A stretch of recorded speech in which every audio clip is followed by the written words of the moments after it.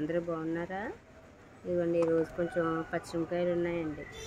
పచ్చిమిరపకాయలు కోసి కొద్దిగా తోటకూర ఉందండి, అది కూడా కోసాను. బీరకాయలు ముదిరిపోతున్నాయేమో అని డౌట్ వచ్చిందండి. ఇప్పుడే కాస్తుందండి. మొన్న ఈ వర్షాలకి వేసానండి పాదు, అది ఇప్పుడే కాస్తుంది. ఇంకా అయిపోయినట్టున్నాయండి పచ్చిమిరపకాయలు.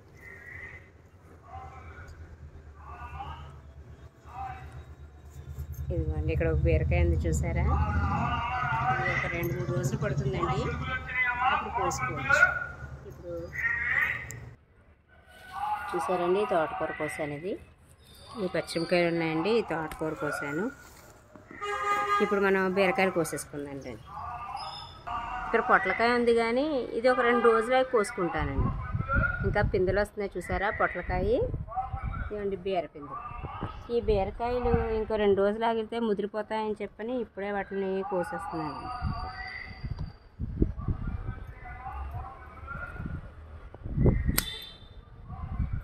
బీరకాయ అక్కడ ఇంకో బీరకాయ ఉంది చూడండి. ఇది కూడా మధ్యలోకి ఇలా వచ్చింది కదండి, ఇది ఇంకా ముదిరిపోతుంది తప్ప ఇంక పెరగదండి, ఇలా వచ్చింది. అందుకని దీన్ని కూడా కట్ చేస్తున్నానండి. ఇది చూసారండి పొట్ల పందులు బాగా వస్తున్నాయి.